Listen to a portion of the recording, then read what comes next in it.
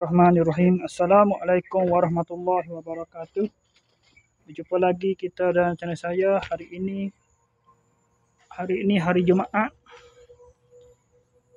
5 hari bulan September 2025 Masihi bersama Maulid Rasul ya dah. Bersama dengan 12 Rabiul Awal 1447 Hijriah. Maulid Rasul hari ni. Hari Jumaat. Kita mulai jatuh hari Jumaat. Malam lagi sebenarnya. Pas maghrib malam. 5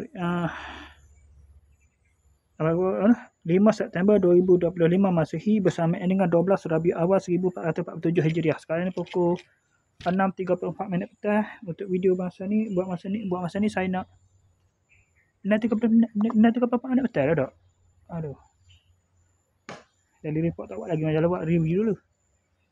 Semua sebelum buat review tu saya nak maklum bahawasanya saya dah sampai ke hadiah kepada birthday untuk Nur Fatin Imami tu tak ada. Bukan saya beli tu pasal kad dah kena kek bukan dia.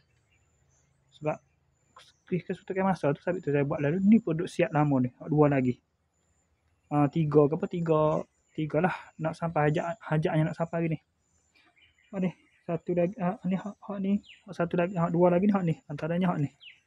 Muhammad Atif dan juga hak tiada tahun sama-sama dah. Nurul Syakila 1 September 5 hari lepas, 4 hari lepas. Hak ni pula. Hak ni hak 27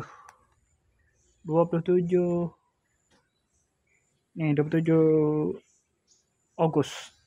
Hati Imami pun lebih kuat juga. 28 ke 29 tu lah lebih kuat tu lah. Tu bagi dah dia. Tak ada review dah tu. Tak ada nak review. Saya pakai touch and go gitu je. Sambil pitah lalu gitu ya. Pergi beli. Sup pergi selalu. Sekarang dengan gun ni lah. Bukan dengan menggon ni. Kan selepai kat tu. Okay, sekali saja lewat dah ni. Okay, sekali saja untuk video ni. Sekali saja untuk saya nak pergi dah ni. Sekali saja. Assalamualaikum. Jumpa lagi. Bye.